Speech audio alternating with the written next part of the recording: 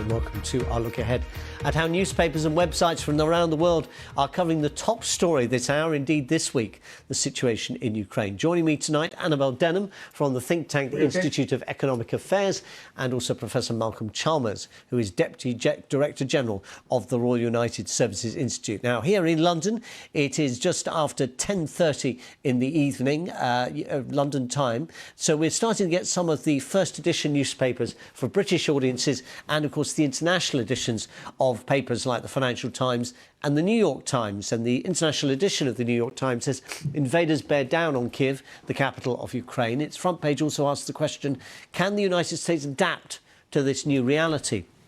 The international edition of the FT pictures a resident of Kyiv alongside the devastation of an apartment block after Russian bombing. The paper reports on how citizens are trying to defend their capital. In the UK, The Times says the battle to save Kyiv is already underway, picturing Ukrainian forces putting up what it calls fierce resistance, slowing the Russian advance. The Sun has a similar picture on its front page. The headline is the thin blue and yellow line. And finally, The Telegraph has the fears that President Putin will unleash devastating modern rockets on Ukraine within hours. Now, thank you both for being with us. Annabel, I'm going to get you to kick off, and they're going to tell me what paper we're going to look at first of all. We're going to, my colleagues, we're starting with The Telegraph. Thank you very much. We're starting with The Telegraph, Annabel. You knew and I didn't, and now I do too. We're on the same page. To coin a phrase. Tell us about the front page story there. I mean, it's a striking photograph. I mean, there's no shortage, sadly, of striking photographs and images for the newspapers.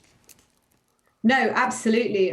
Splashed across all of the front pages are really shocking images of the catastrophe that is unfolding in Ukraine at the moment. Of course, this is a situation that few predicted, at least to my knowledge. I certainly didn't see this coming down the line, even at the start of this week. I think there was an expectation that Russia would start to attack within the oblast borders. But this major invasion certainly seems to have taken everybody by surprise. Let's not forget that the people of Kyiv at the start of the week were pretty much going about their everyday lives. Now they've either evacuated or many have gone underground. So, you know, it's a really terrible time for the people of Ukraine. And of course, it's happened with such rapidity, and I think that that's what's really coming across in this Telegraph article. It's not just that Russian troops are now storming on the capital of Ukraine, but it's the fact that they're doing it so swiftly and with such a high level of aggression that's quite frankly very, very frightening indeed. And the other side to this is the fact that, you know, the Russian army the progress of the Russian army had perhaps been slower than some had anticipated, certainly on the Russian side. And there's this suggestion that the Ukrainians are putting up a pretty tough resistance. You know, I expect that will continue. Of course, the Ukrainian president is urging citizens to stay and fight where possible, particularly those men between ages 18 and 60. So I think we're going to see a lot more scenes of violence to come in the coming days, unfortunately. And let me just update what's happening at the UN Security Council in Washington. No great surprise there, Malcolm. The resolution deploring aggression by Russia in Ukraine has been vetoed by Russia. Surprise, surprise. United Arab Emirates, India both abstained in the vote. They're non-permanent members, but they're currently on the council. I mean, Russia has to a certain degree, it has some alliances that it can call on, but in a sense, that the UN at a time like this becomes a bit of a sideshow, doesn't it? It becomes essentially the reality of what's happening on the ground. I think that's right. What's happening in the ground is the most important thing right now. But we shouldn't ignore international diplomacy. It will be especially relevant in relation to sanctions. If sanctions are to work, it can't only be Western countries that are imposing those sanctions on Russia. We have to get a wider international support. So looking at places like India and major Middle Eastern powers, and China, of course, one of the Russian strategies in response to sanctions will undoubtedly be to divert its trade towards China and perhaps to others like India. I think India is especially interesting because India remains actually quite reliant on Russian weapons in order to defend itself against China. So India, in relation to China, aligns itself with the West. But in relation to Europe, it tries to sit on the fence as it has done in the Security Council. Yeah, no, that's an interesting analysis, as you say. I mean, talking of weapons, there's a very interesting dispatch from Kharkiv from Roland Oliphant, who's one of their foreign correspondents at Telegraph, saying, you know, as Russian tanks roll in, British weapons blow them up. It's an interconnected world, isn't it, in terms of weapons sales, in terms of arms industries, but also in terms of where you get your weapons from when you need them. It's a very interesting story. And of course, we remember in the weeks leading up to this attack, which the British and American governments were always saying was very likely and increasingly likely as we got near to the date. But during that period, we saw all those cargo planes bringing tons of weapons from several countries, ourselves, the Americans, the Turks and others, into Kyiv. And those have been distributed. British forces were helping the Ukrainians to learn how to use those weapons and to develop, no doubt, tactics for using them as well as the technical side of it. And those are beginning to be used pretty effectively. Whether they have enough stocks is another matter. And I think one of the big issues, maybe people don't want to publicize it too much, but it's clear that ourselves and other Western powers are continuing to channel weapons into Ukrainian forces for as long as that's possible. We can talk perhaps in our next review in just under an hour's time about the graphic on the front of there and thermobaric bombs. But let's move on for now, because I think that's quite interesting to talk some more about later. But let's move on now to the international FT. Malcolm, do you want to just refer to that? Russian forces descend on Kiev, and we've got this very powerful image of somebody. And what do you think the Russians are trying to do here? Is it a kind of total war approach, or is this, comparatively speaking, a light bombardment designed to just effectively bring the government to heel? It's a very interesting question because many people think, and I think this is probably right, but we can't be sure, that Putin has always underestimated the extent of Ukrainian resistance. He's to some extent believed his own propaganda about this being simply a puppet regime of NATO and deeply unpopular amongst Ukrainians. And therefore, I think he may have believed, and this was indicated in his latest speech, that if they had a lightning advance into Kiev, there would be some sort of coup or uprising, and Zelensky's government would fall very quickly with relatively little resistance. And that's why the first Russian advance on Kyiv has not been with the full force of the Russian army. They landed in the airport and were pushed back. Some of the other forces coming in, not as well equipped as one would expect. And most of all, where the Russian ground forces really excel, where they put so much emphasis, is in the use of fire, missiles and artillery and so on.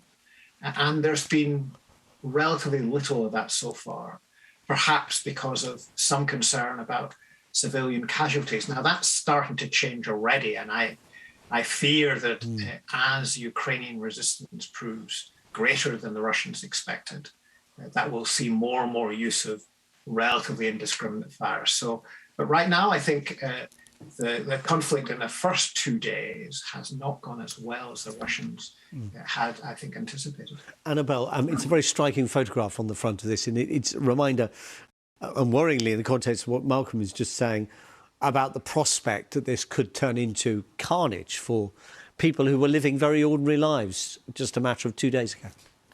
Yes, absolutely. It's very, very alarming indeed. And we could well be heading towards much more indiscriminate artillery being fired over Kyiv and beyond. It's an immensely difficult situation. Of course, it's a very difficult situation for the West to respond to. The Ukraine Ukraine not being in NATO, it's unlikely that we are going to respond with military action. Of course, the question of sanctions and how far the Western alliance is willing to go is still up for debate. Right now, it just doesn't seem like Russia's going to be affected by the kind of sanctions that the West is likely to impose. I imagine a lot of policymakers in Washington are panicking about the prospect of a major spike in the price of energy. Obviously, there should be sanctions and there should be a long-term strategy to undermine the regime in Russia and overthrow it. But I don't think anybody believes that this is going to be quick, easy, or painless. And of course, in the meantime, we're going to see continued Russian aggression across the country. It's a really interesting question that you asked earlier about what Putin's intentions are now. I've always had my doubts that he wants to occupy this vast country of around 45 million people, and certainly he would struggle to do that with fewer than 200,000 troops. But it's not clear to me, at least at all at this stage, what it is Vladimir Putin is trying to achieve. I'm struck, Annabelle, by the front of the new international edition of the New York Times. I wonder if this is kind of black humour on the part of the subs there. Invaders bear down on Kyiv.